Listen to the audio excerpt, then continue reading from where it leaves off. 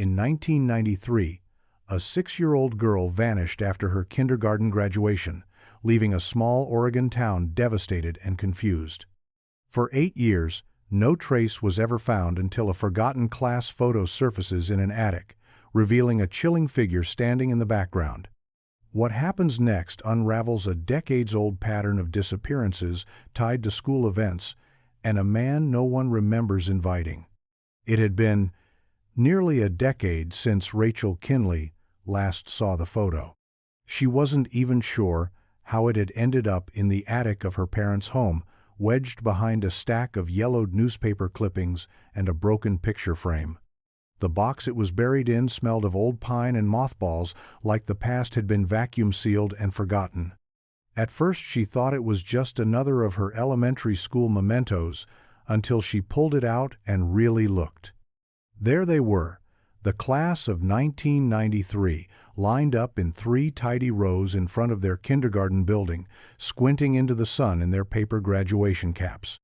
And there, in the front row, sat a little girl in a yellow dress with a crooked smile and pigtails tied in pink ribbon. Emily Wren. Rachel remembered her instantly. They hadn't been close, but she remembered how Emily always colored the sky pink in art class and insisted her favorite food was banana slices dipped in ketchup. What hit Rachel harder than the image of the girl, though, was what someone had done to the photo. A light pencil circle had been drawn around Emily's face. Next to it, faded but legible, was a note scribbled in small, adult handwriting, "Emily June, 1993. Her breath caught. Emily had vanished the very day that photo was taken. Rachel could still vaguely remember the fear that gripped their little town after it happened, the missing posters on streetlights, the police cars parked outside the school for weeks. Everyone had searched. No one found her, and eventually people stopped talking about her altogether. But what sent a shiver through Rachel's chest wasn't just the reminder of the tragedy, it was something she hadn't noticed at 6 years old. At the edge of the frame, behind the last row of students and teachers, was a man. He wasn't smiling, he wasn't looking at the camera like everyone else. His eyes were fixed on the children, body angled ever so slightly toward the girl in the yellow dress. Rachel didn't remember him being there. In fact, the more she stared, the more wrong it felt.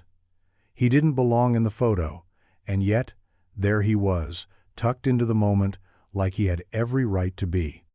Rachel carried the photo down from the attic with a strange tightness in her chest, like she was holding something fragile and haunted. The house was quiet except for the low hum of the air conditioner struggling against the July heat, but the silence made the moment feel even heavier. She set the photo gently on the kitchen table and sat across from it, letting her eyes roam the familiar faces again. There was she herself, second row center, with a chipped front tooth and a purple beret. There was Tommy Burke, who used to eat paste, and Olivia Barnes, who had cried through the entire graduation song. And then there was Emily, right in the middle, her legs swinging above the grass in that lemon-colored dress her mother had made. Rachel had a distinct memory of the last moment she saw her. They were lined up near the flagpole, waiting to take their individual pictures. Emily had been tracing circles on the sidewalk with the toe of her shoe, humming a song no one recognized. Then someone called her name, and she turned, smiled, and skipped toward the playground. After that, nothing. No one had seen where she went. No one had heard a scream. One moment she was there, and the next she was simply gone. The town reacted the way small towns do in the face of horror. There were vigils and candlelight walks, tears at church, casseroles delivered to the family's doorstep. But when days turned into weeks, and weeks into months, the shock gave way to something quieter: exhaustion, then forgetfulness. The search parties dissolved. New school years started. People stopped mentioning Emily's name unless it came up in hushed conversations or late-night whispers. Rachel hadn't thought about her in years, not really, not since her own family moved across town, and the memory of that warm June day faded into the fog of childhood. But now, staring at that photo, she felt something return, not just the memory of Emily's voice or the pink crayon hearts she used to draw on construction paper. It was the unmistakable sense that something had been missed. Something had been right there all along, and no one had ever seen it, until now. The next morning, Rachel brought the photo with her to work, sliding it carefully between the pages of a notebook. She worked at a local print shop downtown, mostly scanning documents and helping customers with photocopies, but the place was quiet during summer mornings. Her boss didn't mind if she used the equipment for personal projects, as long as she was careful. She waited until the shop was empty, then gently removed the photo and placed it on the scanner bed. The machine lit up with a soft whir, passing over the image slowly, capturing every line and shadow. On the screen, the digital version appeared in full color, and Rachel zoomed in, heart pounding just a little faster than before. She focused on the background first. The flagpole was slightly bent, just like she remembered, with the school's faded banner flapping lazily in the breeze. The red brick wall behind them had a chipped corner near the base. Then, slowly, she panned the image upward and to the right. There he was again, the man. His face was partially in shadow, but there was enough light to make out some of his features. He wore a beige cap pulled low over his brow and a windbreaker that looked too heavy for the warm weather. His mouth was set in a flat line, and his eyes, though small and blurry, seemed fixed on something just beyond the camera. Rachel leaned in, trying to sharpen the image, but the quality broke apart into pixels. Still, she couldn't shake the feeling crawling beneath her skin. He didn't look like a parent. He wasn't near any of the children. He stood apart, just close enough to be in the frame, but far enough that no one had paid attention, at least not until now. She printed out the enlarged version, highlighting the man's face with a soft pencil outline. Holding it in her hands, she felt the weight of something unspoken. It wasn't just curiosity anymore. It was a deep, unsettled sense that the town hadn't truly moved on, they had simply chosen to forget. And maybe, all this time, they'd been living with the answer to Emily's disappearance buried in the margins of a school photo, ignored by everyone who thought the past couldn't reach them. The memory of that day came back in pieces, disjointed like a dream that had been half erased over time. Rachel sat at her apartment that night, the enlarged photos spread out on her coffee table, surrounded by old-school memorabilia she had dug up from a storage tote in her closet. Crayon drawings, faded report cards, a laminated paper crown. She had even found the old yearbook from their kindergarten class, a thin, staple-bound booklet filled with smiling faces and shaky handwriting. As she flipped through its pages, she kept returning to the photo. Something about it refused to let go. The morning of the graduation had been unusually warm, she remembered. The teachers set up folding chairs in front of the school, and the parents brought homemade cupcakes and juice boxes. There was music playing from a portable cassette player, and someone had tied yellow balloons to the flagpole. Rachel remembered sitting next to Emily, on the concrete steps, trading fruit snacks and watching ants march across the sidewalk. Emily had been excited to go to the park after the ceremony. Her mom had promised ice cream. There was nothing strange, no warning, no moment that hinted at what was about to happen. After the ceremony, the kids scattered like confetti. Parents were hugging their children, snapping pictures, wiping away proud tears. Rachel remembered her own mom pulling her in close for a photo, then rushing off to chat with another parent. In the blur of movement, Rachel had turned to call for Emily, but the spot on the steps was already empty. At the time, it hadn't registered. She'd assumed Emily had run off to her mom or followed a teacher inside. It wasn't until much later that she learned the truth. Now, staring at the man in the photo, Rachel tried to place him. Had she seen him at other school events? A field day? A parent-teacher night? Nothing came to mind. He didn't look like anyone from town, and in a place as small as theirs, strangers stood out. She found herself wishing she could go back, look harder, ask more questions. But all she had was this image, frozen in time, and the quiet, gnawing sense that the answer had always been hiding in plain sight. Rachel didn't sleep much that night. Every time she closed her eyes, she saw the man's face again blurred, shadowed, just barely visible at the edge of the frame. It wasn't fear exactly, more a sense of urgency that settled deep in her chest like a stone. Something inside her had shifted. This wasn't just about curiosity or coincidence anymore. It felt like responsibility.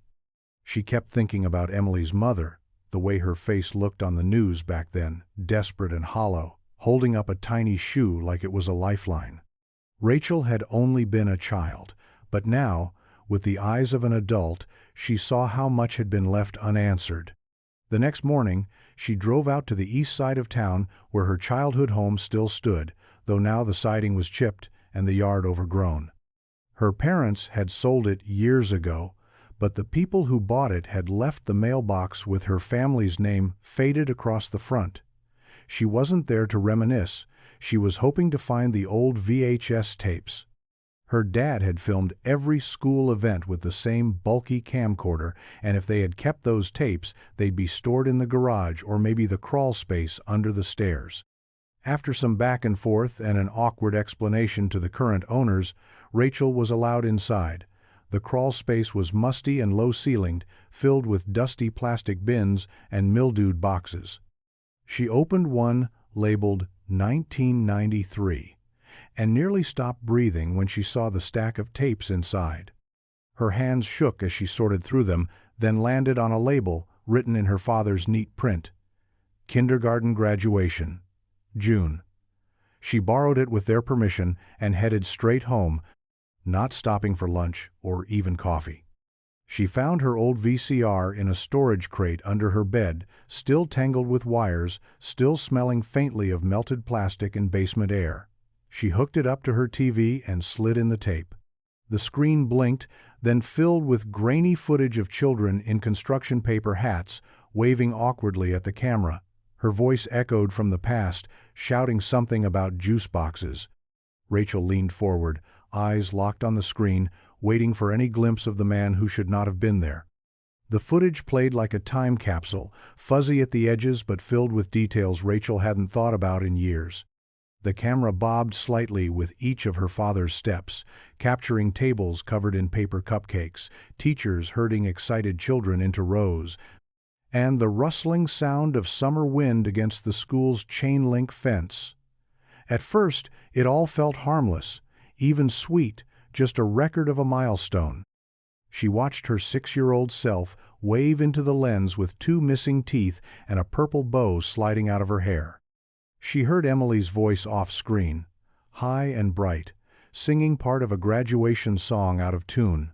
Rachel hit pause. She rewound, then watched again, this time looking past the kids. She scanned the background, focusing on doorways, shaded corners, anywhere a person could have stood unnoticed. The tape jerked forward with a pop of static, then landed on a wide shot of the playground, taken after the ceremony. Most of the kids had been picked up already. A few wandered near the monkey bars, while parents folded chairs and loaded cars. Then, for just a second, the camera drifted left and captured the far side of the building. She froze. A figure stood near the rear corner of the school, barely in frame. The man's posture was relaxed, almost casual, as if he belonged there. But the longer Rachel stared, the more she realized what felt wrong. No other adults were nearby. The teachers were up front. The parents were all clustered in small groups. This man, partially turned from the camera, lingered near the back wall like he had no reason to be part of the celebration. His face wasn't visible, but Rachel could make out a beige cap, the curve of a windbreaker sleeve, and something clutched in his hand, soft, colorful, maybe a stuffed toy. She rewound again. The image didn't get clearer, but her certainty grew. It was the same man from the photo. The same odd presence no one had ever noticed, now appearing twice within the same hour, in 2 different corners of the school. A chill passed through her. This wasn't a trick of memory or a blurry coincidence. He had been there, right in front of them, and nobody had ever asked why. The tape ended with the whir of rewinding gears, and Rachel sat motionless, the remote still clutched in her hand. The grainy figure had barely been in frame for 3 seconds, but now he felt etched into her mind like a stain she couldn't scrub away. That brief glimpse, had changed everything. For 8 years, Emily's disappearance had been treated like a tragic mystery, one with no suspects, no evidence, no clear direction. But what if the direction had always been there, hiding in plain sight? She wondered if anyone had ever watched the footage this closely, or if grief and fatigue had blurred what might have once been obvious.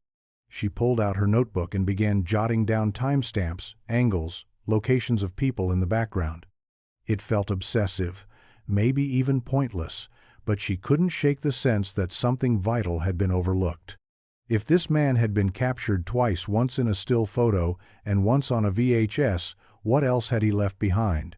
Rachel remembered the old investigation files her parents talked about when she was younger, stored somewhere in the basement of the town's tiny municipal building. If she could get access to those, maybe there was more. Something that hadn't made sense then but might now. Later that afternoon, she drove to the library, hoping to find archived articles about the disappearance. The town's paper, the Marion County Ledger, had kept microfilm reels of every edition dating back to the 1950s. She scrolled through pages and pages of grainy headlines until she found it. June 17, 1993. The front page showed a photograph of volunteers gathering near the school's baseball field. Below the fold, a second image showed Emily's mother clinging to a police officer's arm, her face twisted with fear. The article detailed the frantic search, the timeline, and the overwhelming sense of confusion. It stated that no one had seen Emily leave the school grounds, no signs of forced entry, no suspicious vehicles, no unfamiliar faces. But Rachel knew now that wasn't true. An unfamiliar face had been there. He hadn't taken center stage, but he had been close enough to watch, close enough to plan. And somehow, he had escaped everyone's notice except a camera's silent lens. Rachel couldn't stop thinking about the man's expression, blurry as it was. He wasn't smiling, wasn't casually present like a bored parent or passerby. There was something about the way he stood still, watchful, disconnected from the swirl of laughter and balloons that made her skin prickle. She decided it was time to talk to someone who might remember more than she did. She hadn't spoken to any of her former classmates in years, but most of them still lived nearby. In a town like Marion Ridge, few people left unless they had to. She started with Olivia Barnes, who now worked at the post office. They met at a booth in the back of a quiet diner, and Rachel brought a printed copy of the class photo in an envelope. Olivia looked older than Rachel remembered, but her voice still had the same fast rhythm, like she was always catching up to her own thoughts. When Rachel slid the photo across the table, Olivia stared at it for a long time without saying anything. "I remember this," she finally murmured. "I remember sitting right next to Emily. We were all hot and tired, and she kept tugging at her dress like it itched." Rachel tapped the corner of the photo where the man stood behind the last row. "Do you remember him?" Olivia squinted, then leaned in closer. "No." "Was he a parent?" "That's what I don't know," Rachel said. "I've shown it to 2 other people. No one remembers seeing him, and I found a video he's in that too, way in the back near the playground." Olivia frowned, her gaze still locked on the image. "That's creepy, like really creepy. It feels wrong, doesn't it, like he's not supposed to be there?" Rachel nodded slowly. "Exactly, and I think maybe he's the reason Emily never made it home." They sat in silence for a moment, the sounds of clinking silverware and quiet conversation filling the space around them. Olivia finally looked up. "You need to show this to someone who really knew what was going on back then. The teachers maybe, or the police." She paused, then added, "This isn't nothing. If he wasn't supposed to be there, then someone needs to ask why he was." Rachel spent the next 2 days reaching out to anyone who might have remembered that day. Some didn't answer her calls. Others gave polite but distant responses, like they didn't want to reopen a wound the town had long ago sealed shut. But eventually, she got a hold of Mrs. Blank. Denton, their old kindergarten teacher, who now lived in a retirement community just outside town. The woman's voice hadn't changed. It still held that gentle firmness Rachel remembered from when she'd scolded kids for cutting in line or hiding crayons. When Rachel asked if she could stop by to talk about Emily, there was a long pause on the line. Then, quietly, Mrs. Denton said yes. The retirement home was peaceful, tucked into the hills with a view of wildflowers and tall pine trees. Mrs. Denton met her in the common room, her white hair pinned neatly, her hands folded in her lap as if waiting for a parent-teacher conference. Rachel brought the printed class photo and placed it gently on the table between them. Mrs. Denton studied it in silence, her brow furrowing as her eyes moved from face to face. When Rachel pointed out the man at the edge of the frame, her expression changed. "I don't remember him," she said, her voice low and careful. "He wasn't one of our parents, at least not from my class. I always made sure to know who was coming to pick up the children." Rachel explained that she had also found the man in the background of the VHS footage, near the rear of the school after the ceremony. Mrs.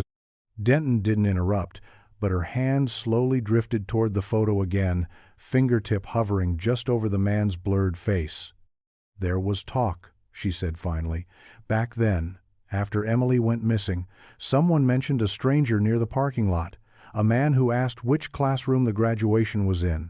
But by the time anyone tried to follow up, he was gone." Rachel felt her heart sink and rise all at once. She wasn't imagining it. This man hadn't just been a fluke in the frame or a forgotten parent with bad timing. He had been noticed, briefly, faintly. And then, the moment had passed like smoke. But now, for the first time in years, someone else remembered. Rachel left the retirement home with her thoughts spinning like loose paper in a storm. That one sentence from Mrs. Denton, "Someone mentioned a stranger," kept echoing in her mind. It felt like a thread that had frayed at the edge of the story for years, too faint to grasp until now. If someone had seen him, even briefly, then there had been a moment, a chance, however small, to stop what happened. She tried not to fall into the what-ifs, but they hovered around her as she drove back toward town, the late afternoon sun filtering through the trees like soft firelight. She stopped at a gas station on the edge of Main Street and sat in the car with the windows down, listening to the hum of insects and distant lawnmowers. Across the street stood the school, quiet now, its brick facade faded with time. The playground was still there. Though the equipment had been replaced, no more rusted monkey bars or splintered wooden beams. Just bright plastic and smooth metal, too new to carry any trace of the past. Rachel stared at the building, trying to line up the old photo with her memory of where everyone had stood. The man had been just to the right of the flagpole in the photo, and, later, in the video, near the edge of the back wall. That wasn't casual wandering, that was movement with intent. He had watched, then repositioned. She thought about the stuffed object in his hand, the way he lingered away from the parents, never interacting, never making his presence known. If he had been seen asking questions, even once, then maybe others had noticed too. She reached into her bag, pulled out the class photo again, and looked closer.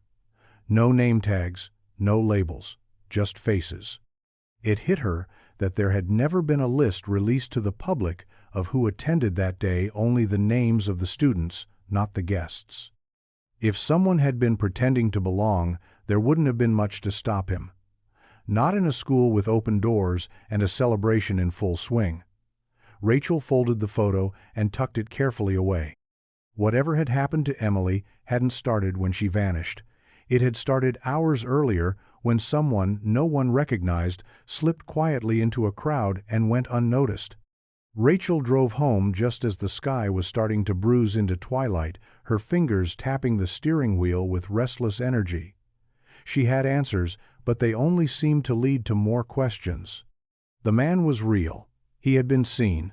Someone had mentioned him, and then he disappeared like smoke behind a wall of distraction. If he hadn't belonged there, why hadn't anyone stopped him? Why hadn't anyone asked his name? But maybe someone had. Maybe the police had looked into it, and for some reason, the thread had slipped through their fingers. She pulled into her driveway and went straight to her computer, digging through old internet forums and message boards, most of them barely functional now. Back in the early 90s, the internet had barely touched their town. Even in 2001 there wasn't much, but there were rumors. People whispered in the margins of forgotten websites and small-town archives, and Rachel was hoping someone had posted something that had been overlooked. She searched for anything related to Emily Wren, the 1993 graduation, or sightings of unknown men around school grounds. Hours passed. Coffee went cold. The room darkened around her until the screen was the only thing giving off light. Then she found a discussion thread buried on a local message board dated from late 1999.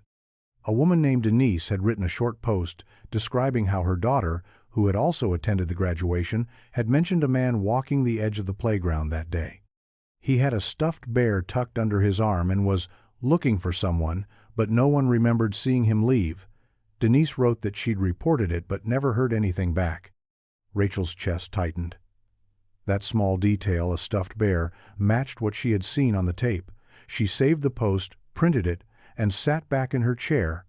Whoever this man was, he had moved through the event like a ghost, leaving behind only fragments. But those fragments were adding up. If a stranger had been asking questions, carrying toys, and walking the edge of a school celebration without drawing attention, then maybe he'd done it before. Or worse, maybe he'd done it again. And, if that was true, Emily might not have been the first child he targeted.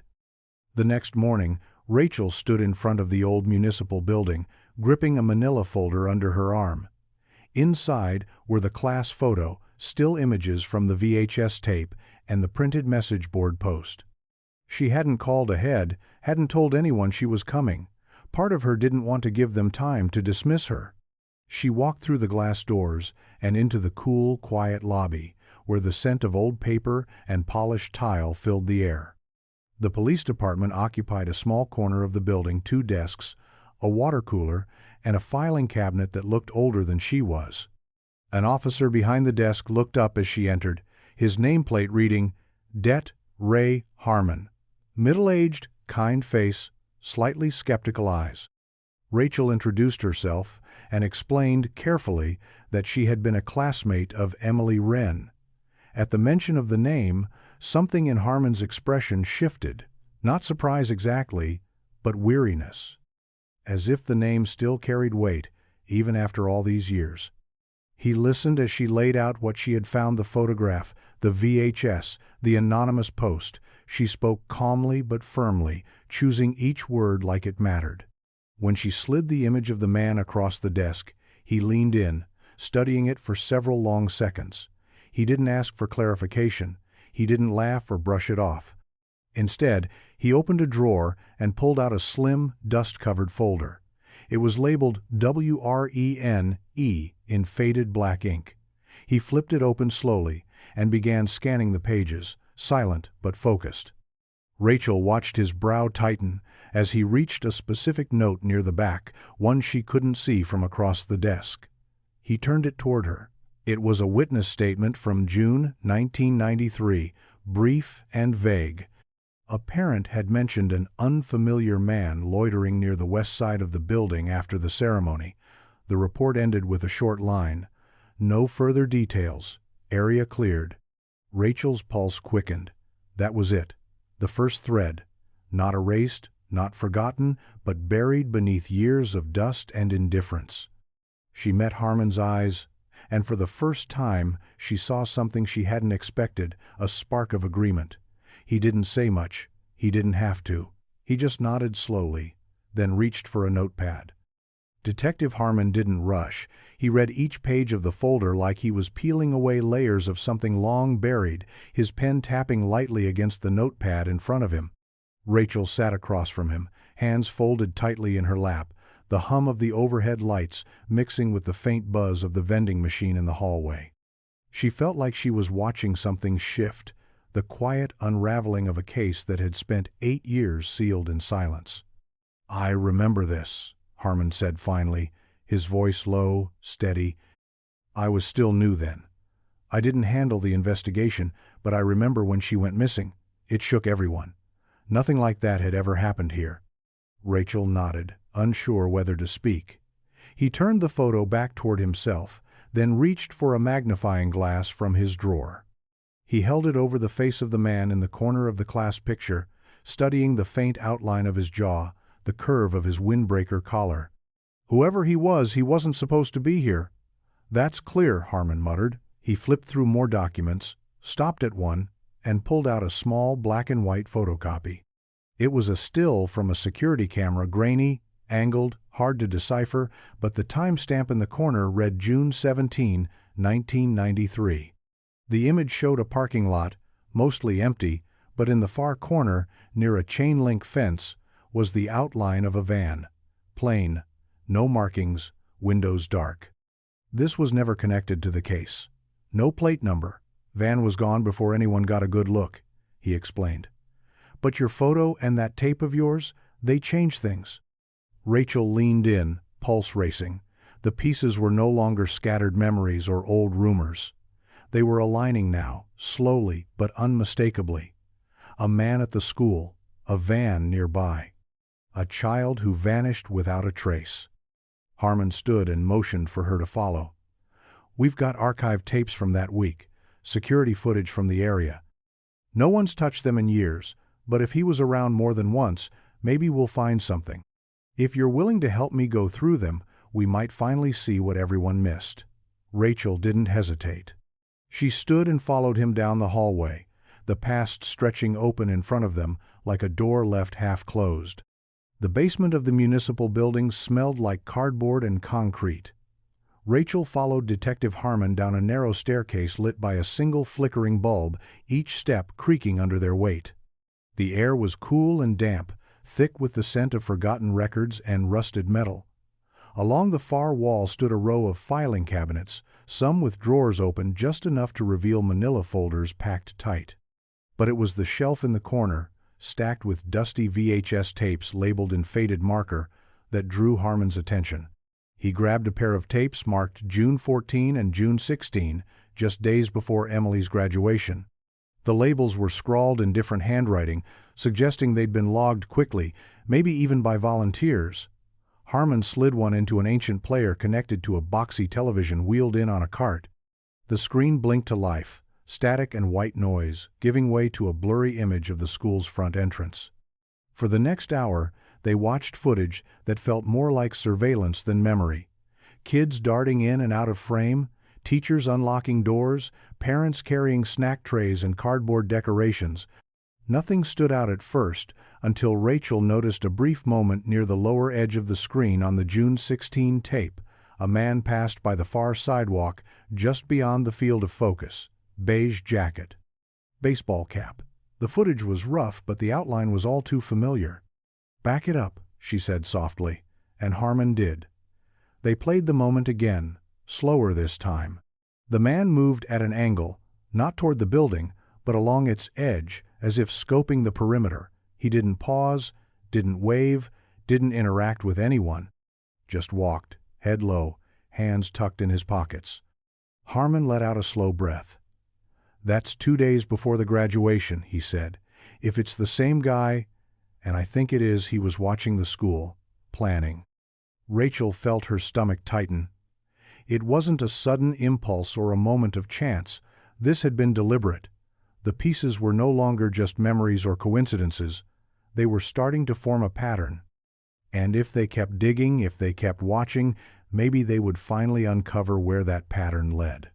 They spent the rest of the afternoon fast-forwarding through hours of surveillance footage, eyes fixed on the screen as the world of 1993 unfolded in quiet, grainy silence. Most of the tapes showed ordinary things: maintenance workers trimming hedges, teachers unlocking classroom doors, PTA volunteers unloading boxes of decorations. But every so often, a shadow would flicker across the frame, or a figure would appear in the background just long enough to stir something in Rachel's chest. Her eyes burned, but she didn't look away. Just past the halfway mark on the June 17 tape, roughly an hour before the graduation ceremony, they found him again, the same man. This time he stood across the street near the corner of the staff parking lot, facing the school. He wasn't doing anything that would raise alarm. He wasn't holding a sign or pacing nervously. He just stood still, arms crossed, eyes locked on the entrance. His baseball cap cast a shadow over his face, but the curve of his posture and the windbreaker were unmistakable. 3 times, Rachel said, voice barely above a whisper. That's 3 sightings over 3 days. Harmon didn't respond at first. He scribbled notes, rewound the tape, paused it on the frame where the man's figure stood against the backdrop of rustling trees. This wasn't random, he said finally. He was scouting, watching routines, figuring out where the gaps were. They sat in silence, the weight of it pressing down like the heavy air before a storm. Rachel couldn't stop thinking about Emily's final moments, walking out of that school in her yellow dress, holding her little diploma made of cardstock and yarn. She had walked straight into something no one had seen coming, even though the signs had been there. He had been there. Harmon leaned back in his chair and looked over at her. We need to revisit the other disappearances from that time, not just Emily's. If this guy was working a pattern, there could be more. Rachel nodded, heart racing. Somewhere out there, hidden in another file or buried beneath more forgotten footage, could be another face, another child who vanished the same way.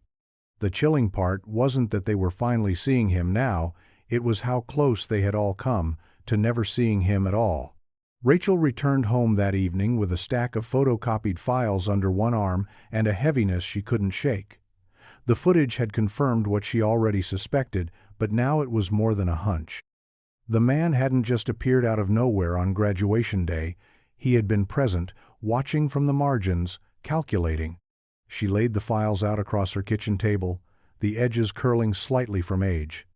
Harmon had given her a list of disappearances that had occurred in neighboring towns between 1990 and 1994, cases that, at the time, hadn't seemed connected. Children missing after school events, community festivals, even a church fair, all young, all within a few hours' drive. She scanned each report with growing unease. One in particular stopped her cold. A girl named Lily Harper, age 7, disappeared in 1991 after a spring carnival in Clearwater, just 40 miles south. The file included a black and white copy of a photograph taken at the event. At first glance it looked like any school fair rows of booths, children in face paint, cotton candy in hand. But in the background, almost invisible near a row of vendor tents, was a man, partial face, cap windbreaker. Rachel leaned in, heart thudding. It was blurry, indistinct, but something about the curve of the jaw, the way the figure stood slightly apart from the crowd, sent a cold ripple through her. She pulled the class photo from her bag and laid it beside the carnival image. Different events, different towns, but the posture, the presence it matched. She didn't sleep much that night. The man was becoming more than a mystery. He was a shadow threaded through the lives of families who had spent years waiting for answers. Rachel imagined them all now, sitting in quiet kitchens like hers, surrounded by photographs and memories that didn't explain anything. She knew the odds of catching someone after 8 years were slim, but what if it wasn't too late? What if somewhere, in one of these overlooked images or forgotten files, there was something, an address, a name, a vehicle that hadn't been recognized for what it was? She poured herself a second cup of coffee and returned to the table. The photo from Clearwater stared back at her like a warning, but it also felt like a clue waiting to be heard. By the time Rachel arrived at the police station the next morning, the sun was already high, casting long streaks of light through the dusty windows of the records office. She carried the carnival photo in one hand and her worn copy of the kindergarten class picture in the other. Harmon was waiting for her in the back, hunched over a map pinned to the wall with half a dozen red pushpins scattered across it. He looked up as she walked in, and when she placed the Clearwater photo beside the others, he didn't need convincing. "Same stance, same type of clothes," he said, leaning in. "Different towns, but he's always in the background, always near kids, always just outside the frame of everything." Rachel pulled out the reports she'd studied overnight. Lily Harper, 1991. Melissa Vance, 1992. Emily Wren, 1993. All girls between 6 and 8. All disappeared during some kind of public event, and all from small towns no more than a few hours apart. Harmon added another pin to the map, tracing an invisible line with his fingertip. If we assume he traveled between towns, never staying in one place too long, it could explain how he slipped through the cracks. No one looked at the bigger picture. Rachel sat down, the weight of it pressing on her shoulders. He blends in, dresses like a parent, stands like he belongs. He doesn't talk to anyone, just watches. They pulled more archived photos from storage, yearbooks, local event clippings, and newspaper spreads. Most revealed nothing. But in one image, taken at a 4th of July picnic in 1990, there was a man sitting on the edge of a curb with a balloon in his lap. His face was turned just enough to catch a partial profile. Windbreaker again. Cap pulled low. It was becoming harder to believe in coincidence. Harmon picked up the photo and held it at eye level. If he's done this more than once, there might be something that ties his appearances together, a name, a vehicle, a job that puts him near schools or festivals. Rachel's eyes drifted back to the earliest photo they had, the carnival snapshot from Clearwater. Her pulse quickened. In the background, behind the row of tents, was a truck, just barely visible. But across the side, in peeling letters, were the words, "Cold Hollow Ice," a possible lead. Finally, something solid. Cold Hollow Ice wasn't a business Rachel had ever heard of, but Harmon wasted no time calling in a favor from the county records office. By early afternoon, they had a name. The company had operated out of a warehouse just off Route 8, servicing small towns across the region during the late 80s and early 90s. It had been a seasonal operation, mostly summer work, and had quietly folded in 1995. According to their old business license, the listed owner was a man named Curtis Ray Booker. Rachel sat beside Harmon at the station, eyes fixed on the faded paperwork spread across the desk. Booker's address was outdated, but there was enough there to start pulling a thread. Born in Missouri. Lived in Oregon for over a decade. No criminal record on file, at least not one tied to violent offenses. But there was something about the timing that made Rachel's skin crawl. Cold Hollow Ice had been active during every year one of the disappearances occurred, and its delivery routes matched nearly every town where a child had gone missing. Harmon leaned back in his chair, flipping through a printout of old employee logs. If Booker ran deliveries, he would have had reason to be near schools and fairs. He could move through crowds without drawing suspicion, set up a cooler, sell a few cones, blend in, and no one would think twice. Rachel nodded slowly, heart pounding. And if he left the area right after the last disappearance, it would explain why the pattern stopped. They ran the name through DMV records and tracked down a registration from 1996 for a small trailer registered in Idaho. It was never renewed. The address listed was a rural property just north of Boise. Harmon picked up the phone and contacted the local sheriff's office there, asking them to search the old lot and check for any sign of occupancy.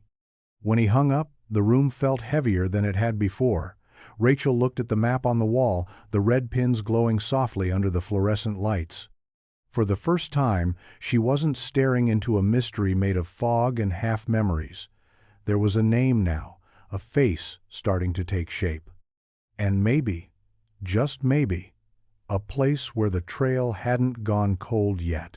The call from the Idaho Sheriff's Office came just after noon the next day.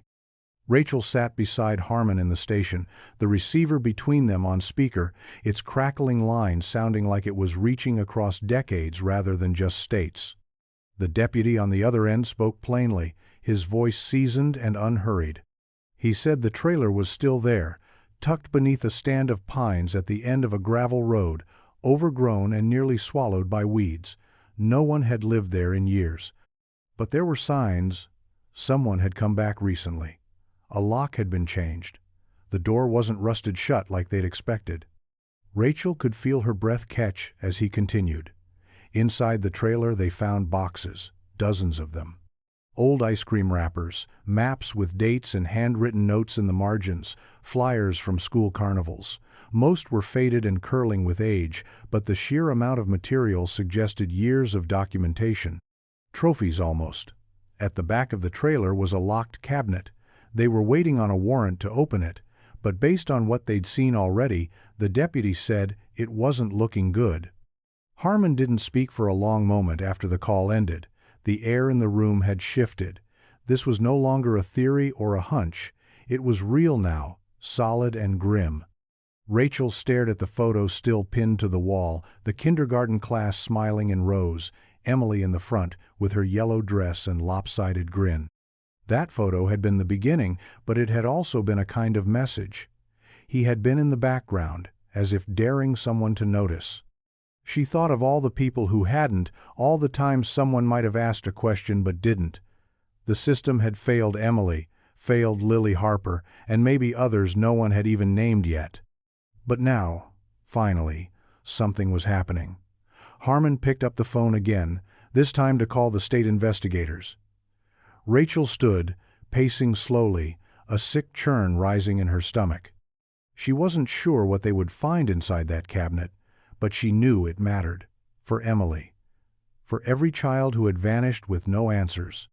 And for the town that had almost let the past slip by without ever looking back. The cabinet inside the Idaho trailer was pried open late that afternoon, after a judge approved the emergency warrant. When the deputy called back, his voice was lower this time, more deliberate, like he was trying to measure each word before it left his mouth. Inside, they found neatly stacked folders, names, dates, photographs, small disturbing details catalogued in grim order. Each folder seemed to follow the same pattern: a school flyer, a candid snapshot, hand-drawn maps marked with circles, sometimes just a first name written in red ink across the front. Some of the names were familiar, others were new. One folder had a yellow paperclip and a photo tucked inside that made Rachel's stomach turn. It was Emily, taken from behind during graduation. The photo hadn't come from a parent or the official school photographer. It had been taken at a distance, her small figure standing beside the flagpole, looking out across the field. That meant the man hadn't just shown up that day by chance. He had been prepared, maybe even following her for days or weeks beforehand. Another folder contained a list written by hand, columned and careful: dates, towns, events. Most had check marks beside them, some did not. Harmon scanned it, mouth set in a grim line.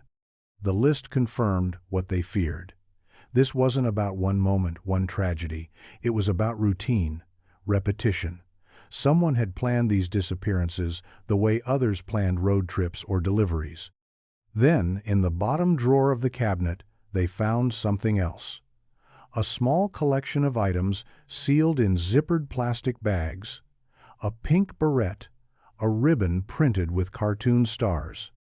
A child's paper bracelet with Lily written in faded marker, tokens.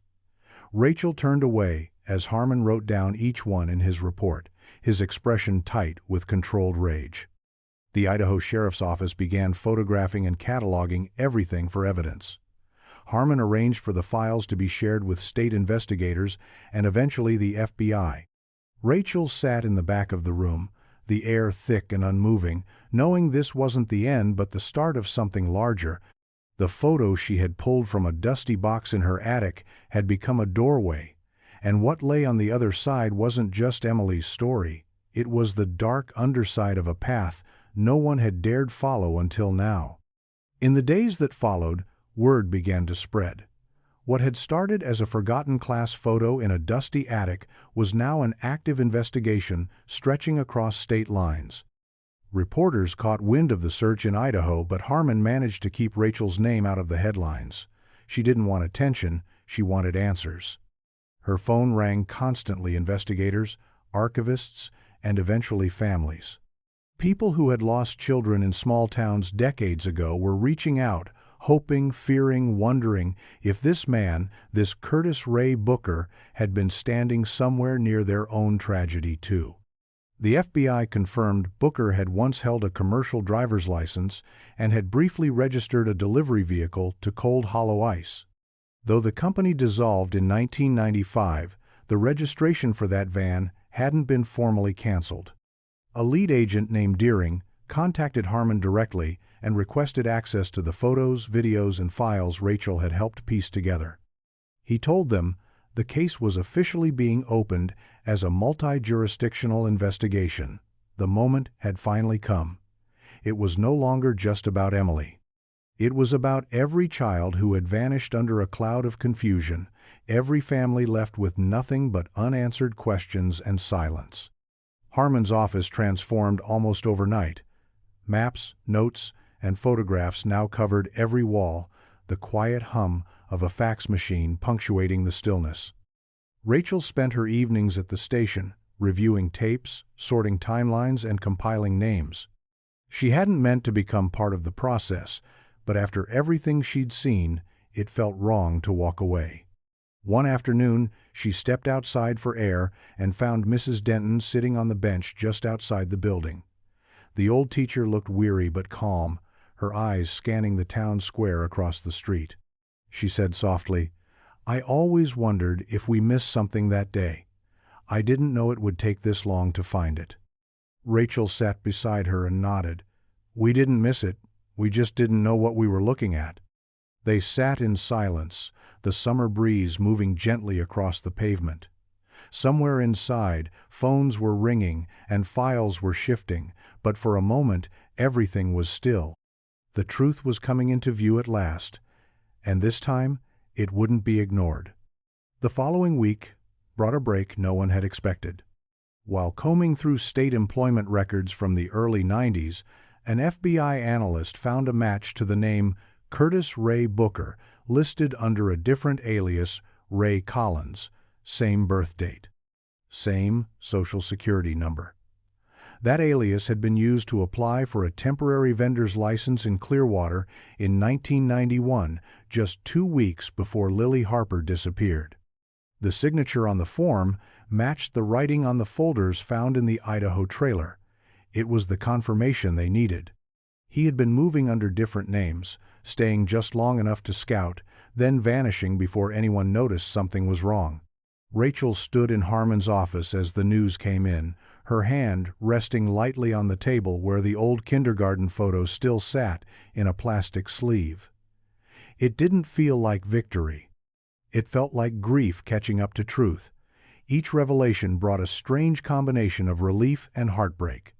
They were finally understanding what had happened, but it came with the weight of knowing how close the answers had always been.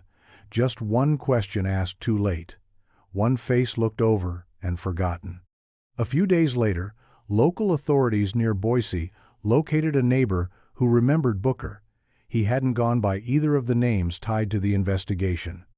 To them, he was just a quiet man named Dale, who kept to himself and sometimes left town for weeks at a time. He drove an old panel van, light blue, with no windows in the back. Said he sold cold treats to schools and little fairs. The neighbor remembered the stuffed animals he sometimes carried in a box near the passenger seat. Prizes, he called them. That detail struck something in Rachel she couldn't explain. It was so ordinary, so calculated. He had crafted a mask of harmlessness, just enough to stand at the edge of schoolyards and church events without raising alarm. She imagined him lingering there, smiling faintly, never speaking, just watching, the same way he had in the photo, the same way he had in the video. And somehow, no one had ever really seen him, not until now, but the image of his face, though blurry and partial, had finally begun to mean something. It was no longer a mystery in the background. It was a name, a trail, a reckoning. In early August, a tip came in from a motel employee just outside Spokane. He recognized a photo released quietly to law enforcement, a face pulled from the Clearwater Carnival image, digitally enhanced and side by side with a grainy capture from the kindergarten graduation video. The man, he said, had checked in under the name David Keller just 4 nights earlier. Paid in cash, wore a baseball cap, kept to himself. The description matched the composite sketch now circulating through federal channels. Law enforcement moved quickly, surrounding the small property before sunrise. But the room was empty by the time they got inside. Curtains still drawn, air still warm, he had slipped away again. What they did find was even more telling. Inside the motel room sat a folded newspaper clipped to a local story about the reopened investigation. The lead photo showed Harmon and Agent Deering standing in front of the Idaho trailer. In the margin, someone had drawn a small X in pencil. On the nightstand was a map with certain towns circled. Some were familiar, others hadn't yet come up in the investigation. Rachel read the report in Harmon's office later that evening, her hands shaking slightly as she turned each page. He was still out there. After all these years, after so much silence, the man who had haunted a class photo and stood just feet from her at 6 years old had somehow remained one step ahead, but this time they were closing in. His patterns were exposed, his alias known, the walls were shrinking around him, and now they had proof that he was watching.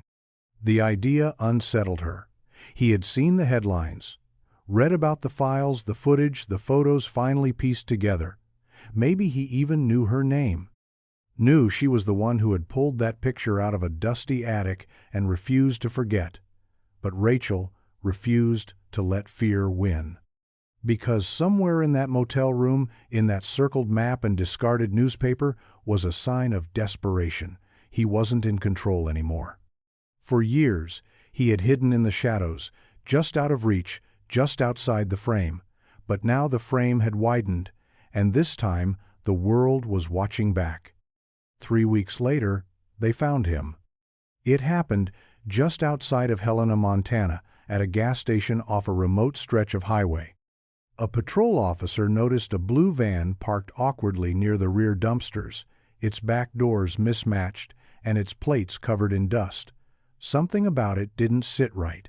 The officer approached the attendant inside, asked if anyone had come through with that van. The man pointed toward the restroom key still hanging behind the counter, said he hadn't seen the guy come back out. Backup arrived within minutes.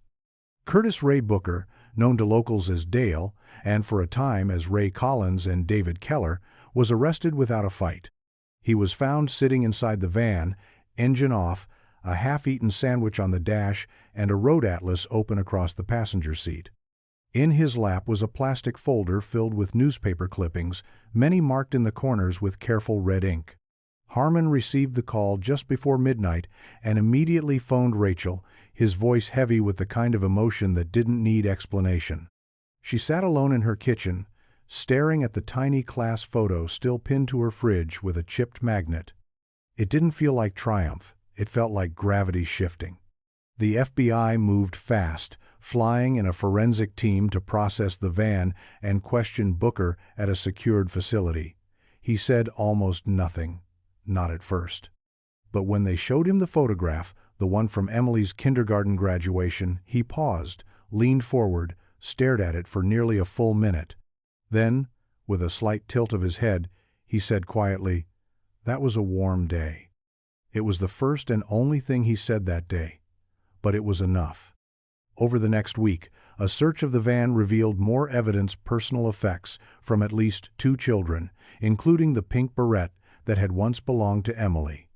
DNA testing would take time, but everyone already knew. The trail had always been there, hidden in faded photos and background figures. It had taken years, a classmate's persistence, and the quiet courage to ask questions long buried. But now, the man in the background had finally stepped into the light, and he would never disappear again. The courtroom was quiet the day Rachel sat in the back row, watching the man who had haunted so many lives take his place before the judge. Curtis Ray Booker didn't look like a monster. He didn't fidget, didn't glance around, didn't even meet the eyes of the families seated behind him. His face was expressionless, jaw slack, as the charges were read aloud one by one. There was no drama, no last-minute confession or outburst. Just the steady weight of truth settling into place, finally acknowledged by the law and carried forward by the people who refused to forget. Emily's parents were there. Her mother held a tissue in both hands, unmoving, while her father stared straight ahead, jaw clenched but unshaken. Rachel had met them only once, briefly, during the early days of the reopened investigation. There had been no need for long words, just presence. Just the quiet understanding between people bound together by the same photograph and the same ache that time never really dulls. When the hearing adjourned, Rachel stepped outside into the cold air. It was late fall now, the trees bare, the sky soft and gray above the courthouse steps. She took a long breath and let the wind move through her, brushing past her coat collar like an old memory easing its grip. What had started in a dusty attic with a forgotten photo had become something she could never have imagined. There had been moments she almost stopped. Days when the weight of it all felt like too much. But now, standing beneath that pale sky, she knew why she hadn't. It wasn't just about justice. It was about acknowledgement, about restoring the voices of children whose stories had been left unfinished. That night, back home, Rachel placed the class photo into a new frame and set it on her bookshelf beside her old yearbooks and a worn VHS copy of the kindergarten graduation. The man in the background was still there, but now his shadow meant something else entirely. It was no longer a symbol of fear, it was evidence, it was a warning. And above all, it was a reminder that the truth may take years to surface, but when it does, it has the power to light even the darkest corners of memory.